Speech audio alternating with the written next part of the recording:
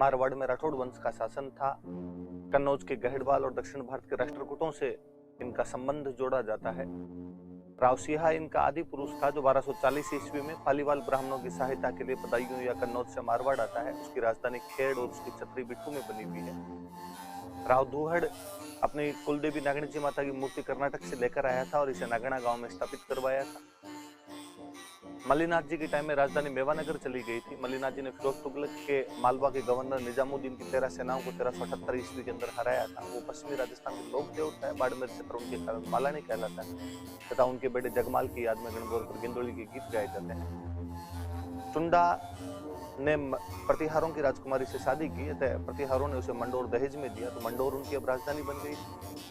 उसकी रानी चांद कंवर ने जोधपुर में चांद बावड़ी का निर्माण करवाया था। 1423 ईस्वी में मुगल में भाटियों के खिलाफ लड़ता हुआ धोखे से मार दिया गया।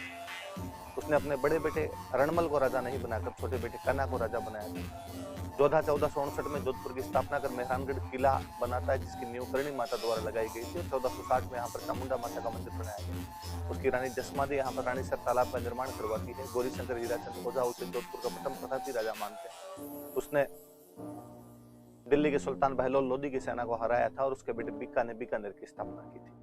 मालदेव जब राजा बना तब उसके पास केवल 2 परगने थे, जोधपुर और सोजत। वह अपने पिता गंगा कुमार कर राजा बना था। उसकी माता पद्मा कुमारी थी जो कि सिरोही के राजा जगमाल देवड़ा की पुत्री थी। मालदेव कालांतर में 52 युद्ध और 58 परगने जीतता है। उसने डूंगर सिंह से सिवाना, उसने वीरा सिंघल से भादराजुन और रायपुर, सिकंदर खान से जलोर, दौलत खान से नागौर, भाटियों से जैसलमेर के भाटियों से फलोदी तथा सिरवियों से बिलाड़ा छीन लिया था। पाहेबा और साहेबा के युद्ध में 1541 ईस्वी में बीकानेर के राजा जैतसिंह को मारकर बीकानेर पर अधिकार कर अपने सामंत कुंभा को सौंप देता है।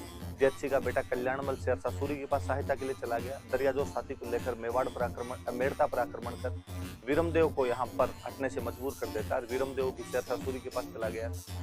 मुगल बादशाह हुमायूं शेरशाह सूरी के खिलाफ उससे सहायता मांगता है। जोगी तीर्थ नामक स्थान से मीर समंद अतका खां और रायमल सोनी नामक 3 दूत जाते हैं जिन्हें मालदेव बीकानेर तथा सैनिक सहायता देने का वादा करता है, लेकिन अपने पुस्तकालय अध्यक्ष मुल्ला सुर्ख के कहने पर हुमायूं विश्वास नहीं कर पाता और सिंध की तरफ चला जाता है। मालदेव और शेरशाह सूरी के बीच 5 जनवरी 1544 ईस्वी को गिरी सुमेल या जेतरण का युद्ध हुआ जो कि पाली में स्थित है। इसमें शेरशाह सूरी के साथ बीकानेर का कल्याणमल और मेड़ता का वीरमदेव थे। मालदेव के सेनापति जेता और कुंभा थे। शेरशाह की चालाकी के कारण मालदेव जोधपुर अथवा सिवाना की तरफ चला गया था।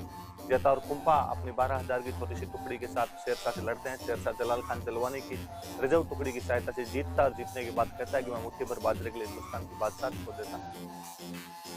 शेरशाह जोधपुर पर अधिकार कर लेता है और उसे खवास खां को सौंप देता है। मालदेव सिवाना में था जिसे मारवाड़ के राठौड़ों की शरणस्थली कहा जाता है। हालांकि बाद में मालदेव जोधपुर पर पुनः अधिकार कर लेता है। उसकी रानी उमा दे जो कि जैसलमेर के राजा लोणकरण भाटी की पुत्री थी, बारबली नामक दासी के कारण मालदेव से नाराज हो गई थी। रुचि रानी कहलाती है तो अजमेर के तारागढ़ किले में रही, बाद में केलवा चली गई थी।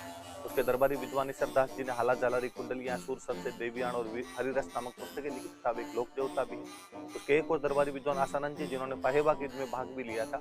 उमादेव भटिया ने कवित बागा भारमलीला दुआ गोगाचिरी पेड़ी जैसी पुस्तकें लिखी। मालदेव जोधपुर का परकोटा बनवाता है।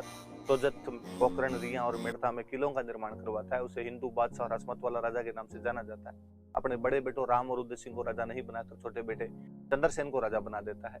चंद्रसेन राम को नाडोल और उदय सिंह को लोहावट के युद्ध में हराता है। राम अकबर के पास जाता है। अकबर उसकी सहायता के लिए हुसैन कुली बेग को भेजता है जो जोधपुर पर अधिकार कर लेते हैं। चंद्रसेन भादराजुन की तरफ चला जाता है। चंद्रसेन 1570 के नागौर दरबार में भाग लेता है पर अकबर का झुकाव उदय सिंह की तरफ देखकर बिना मिले ही वहां से वापस चला जाता है। अकबर जो है भादराजुन पर अटैक करता है। चंद्रसेन सिवाना की तरफ जाता है। शाहबाज खान उससे सिवाना भी छीन लेता है। तो वो पीपलुन और कानूजा की पहाड़ियों में भटकता रहा और 1581 में सारण की पहाड़ियों में सिंचियाई नामक गांव में उसकी मृत्यु हो गई थी। वीएन रेव उसे मारवाड़ का प्रताप कहते हैं। उसे प्रताप का अग्रगामी और मारवाड़ का बुला बिसरा राजा भी कहा जाता है। उसने रामपुरा क्षेत्र में मुगलों के सेनापति जलाल खान को मार दिया था और जैसलमेर के राजा हरराज को उसने पोखरण का किला 1 लाख रुपये के अंदर बेच दिया था। नागौर दरबार का आयोजन 1570 में अकबर द्वारा अकाल राहतकारी के उद्देश्य से किया गया था पर वास्तविक उद्देश्य राजाओं को अधीनता स्वीकार करवाना था, जिसमें जैसलमेर के हरराज, बीकानेर के कल्याणमल और चंद्रसेन का भाई उदय सिंह था। उसने इसी समय नागौर में अकाल राहतकारियों के साथ शुक्र तालाब का निर्माण भी करवाया। मोटा राजा उदय सिंह मारवाड़ का पहला राजा था जिसने अकबर की अधीनता स्वीकार कर ली थी। उसने अपनी बेटी मानी बाई या जोधा भाई की शादी जहांगीर से की जिसकी उपाधि जगत गोसाई है तथा उसके बेटे का नाम खुर्रम था। कल्ला रायमलोद उस समय सिवाना का सामंत था, जो 1589 में अकबर के खिलाफ सिवाना के दूसरे साके का नेतृत्व करता है, जिसमें उसने खुद ने केसरिया किया और बूंदी के राजा सुरजन हाड़ा की पुत्री भानकंवर, जो कि उसकी मंगेतर थी, यहाँ पर जौहर का नेतृत्व करती है। कल्ला रायमलोद के मरसिए बिकंदर के पृथ्वीराज राठौड़ के द्वारा लिखे गए थे।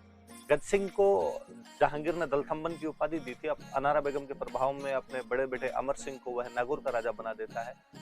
अमर सिंह मतीरे की राड़ नाम की लड़ाई 1644 में बीकानेर के करण सिंह के खिलाफ सीलवा और दक्षिणिया गांव की सीमा पर लड़ता है, जिसे काशी छंगणी ने अपनी पुस्तक छत्रपति रासों में वर्णित किया है। उसने शाहजहां के दरबार में उसके मीरबख्श सलाउत खान को मार दिया था। उसे कटार का धनी कहते हैं। अर्जुन सिंह गौड़, जो कि उसका साला था, उसके द्वारा उसकी हत्या कर दी गई थी। नागौर के किले में 16 खंभों की उसकी छतरी है। आगरा किले का बुखारा दरवाजा अमर सिंह दरवाजे के नाम से जाना जाता है। इसे शाहजहां बंद करवाता और 1809 में जोर स्टील उसे खुलवाता है। जसवंत सिंह बहुत कम उम्र में राजा बना था। राज सिंह कोम्पावत उसका संरक्षक था। उसने धर्मत के युद्ध में दारा का साथ दिया, औरंगजेब के खिलाफ लड़ा, लेकिन कासिम खान के विश्वासघात के कारण उसे युद्ध मैदान से वापस घायल होने के बाद आना पड़ा। उसकी हाड़ी रानी जसवंत दे ने किले के दरवाजे बंद कर दिए थे। खजुआ के युद्ध में हालांकि वह औरंगजेब की तरफ से गया था, लेकिन सूजा से समझौता करके मुगलों की कैंप लूट कर वापस आ जाता है। कालांतर में औरंगजेब उसे अफगानिस्तान भेज देता है, जहां जमरूद का थाना नामक स्थान पर उसकी मृत्यु हो गई। औरंगजेब ने उसकी मृत्यु पर कहा था कि आज कुफर का दरवाजा टूट गया। उसने आनंद विलास, बासा भूषण, प्रबोध, चंद्रोदय, अप्रोक्ष सिद्धांत सार जैसी पुस्तकें लिखी। जसवंतपुरा नाम का एक कस्बा उसने महाराष्ट्र में बसाया।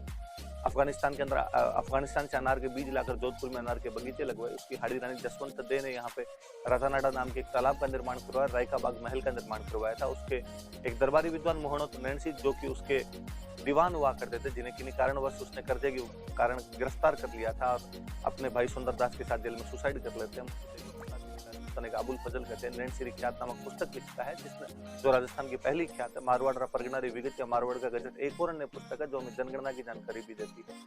इसी के दरबार में कवि नवीन थे, जिन्होंने नेह निधान लिखी थी, और नरहरि दास थे, जिन्होंने अवतार चरित्र नामक पुस्तक लिखी थी। जसवंत सिंह का बड़ा बेटा पृथ्वी सिंह शेर के खिलाफ लड़ाई करता है और औरंगजेब उसे जहर देकर मरवा देता है। उसके दो बेटों अजीत सिंह और दलथम्बन को औरंगजेब ने दिल्ली में रूप सिंह राठौड़ की हवेली में नजरबंद कर लिया था। कालांतर में अजीत सिंह और दुर्गादास राठौड़ मुकुंददास खिंची और गोरा की सहायता से लेकर निकल जाते हैं। गोरा को हम मारवाड़ की पन्ना धाय कहते हैं, जिनकी छतरी जोधपुर में स्थित है। हाल ही में राजस्थान सरकार उनके लिए गोरा धाय फोस्टर केयर योजना चलाती है। इसमें जिला स्तर पर एनजीओ की सहायता से उपेक्षित और अनाथ बच्चों को रखा जाएगा। कलिंद्री गांव में जयदेव पुरोहित के घर पर अजीत सिंह को रखा जाता है। औरंगजेब नकली अजीत सिंह का नाम बदलकर मोहम्मदी राजकर अपने बेटे जबूनिसा को सौंप देता है। मेवाड़ महाराणा राज सिंह अजीत सिंह को समर्थन देते हैं। देबारी के युद्ध में 1680 में मुगलों के खिलाफ मेवाड़ और मारवाड़ संयुक्त रूप से लड़ते हैं, लेकिन हार जाते हैं। 1 जनवरी 1681 को दुर्गादास और राज सिंह जो थे वो औरंगजेब के बेटे अकबर से विद्रोह करवाते हैं और 1 जनवरी 1681 को नाडोल में अकबर अपने आप को मुगल बादशाह घोषित कर देता है। हालांकि औरंगजेब की चालाकी के कारण उसे दक्षिण भारत में संभाजी के पास जाना पड़ गया था। उसके बेटे बेटी बुलंद अख्तर और सफीदुन्निसा का पालन पोषण दुर्गादास राठौड़ द्वारा किया गया था। कालांतर में ईश्वरदास नागर के कहने पर उन्हें औरंगजेब को वापस सौंप दिया गया था। अजीत सिंह 1708 में देबारी समझौते के बाद मारवाड़ का राजा बनता है। मारवाड़ के राठौड़ों ने उसे राजा बनाने के लिए 30 साल तक संघर्ष किया था। उसने दुर्गादास राठौड़ को देश निकाला दे दिया था। उसने अपनी बेटी इंद्र कंवर की शादी फर्रुख शेर के साथ की थी, जो किसी भी हिंदू राजकुमारी की किसी मुगल बादशाह से अंतिम शादी थी। अपने बेटे बख्श सिंह द्वारा उसे मार दिया गया था। उसके अंतिम संस्कार में कुछ पशु पक्षी जलकर मर गए थे। दुर्गादास राठौड़ का जन्म सालवा के अंदर हुआ था। उनके पिता अस्करण और माता नेत कंवर थी। पिता ने उन्हें लुणेवा की जागीर दी थी। देश निकाले के बाद जब वो मेवाड़ चले गए तो उन्हें विजयपुर और रामपुरा की जागीरें दी गई।